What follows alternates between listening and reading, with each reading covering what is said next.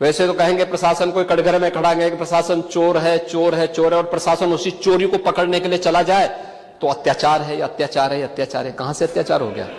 अरे यही सच्चाई है, उस सच्चाई को उजागर किया जा रहा है। और याद रखना, सच्चाई जब सबके सामने आती है लोगों को बुरा लगता है, क्योंकि जो सच्चाई स्वीकार नहीं कर सकते, जो बराबरी नहीं कर सकते, वे बुराई करते हैं। और यही बुराई आप कर रहे हैं। आपकी बुराई में न्याय नहीं झलकता, सत्य नहीं झलकता, ये पक्षपातपूर्ण है।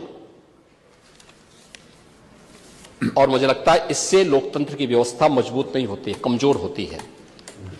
और इसलिए मैं माननीय अध्यक्ष जी, पूरे प्रदेश को इस बारे में आश्वस्त करना चाहूंगा।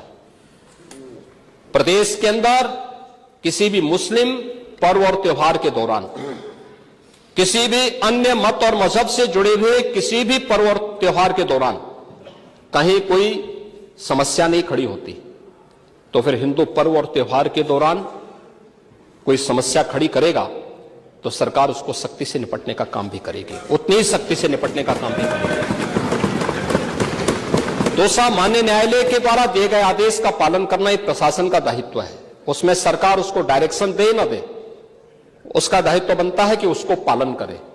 और संभल के अंदर प्रशासन ने वही पालन किया है। आज वहां पे सारी चीजें मिल रही हैं। आखिर आपकी बात को हम मानते हैं कि मंदिर को आपने छेड़ा नहीं, आपने बड़ी कृपा कर दी।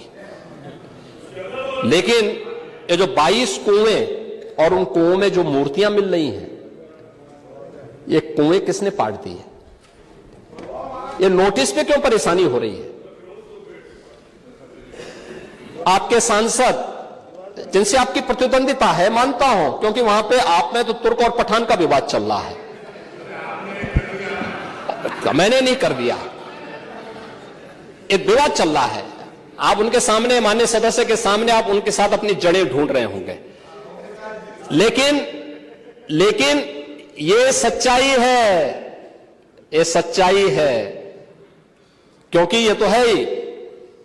सकीफुल रहमान बर्क कभी भी अपने को ये नहीं बोलते थे कि मैं भारत का नागरिक हूं, वो तो कहते थे मैं बाबर का संतान हूं, वो बोलते थे। आप भी मानते हो कि इस बात को? अब आपको तय करना है कि आक्रांताओं को अपना आदर्श मानते हैं या राम कृष्ण और बुद्ध की परंपरा को अपना आदर्श मानते हैं। भारत के अंदर राम कृष्ण और बुद्ध की ही परंपरा रहेगी, बाबर और औरंगजेब की परंपरा नहीं रहेगी। धन्यवाद।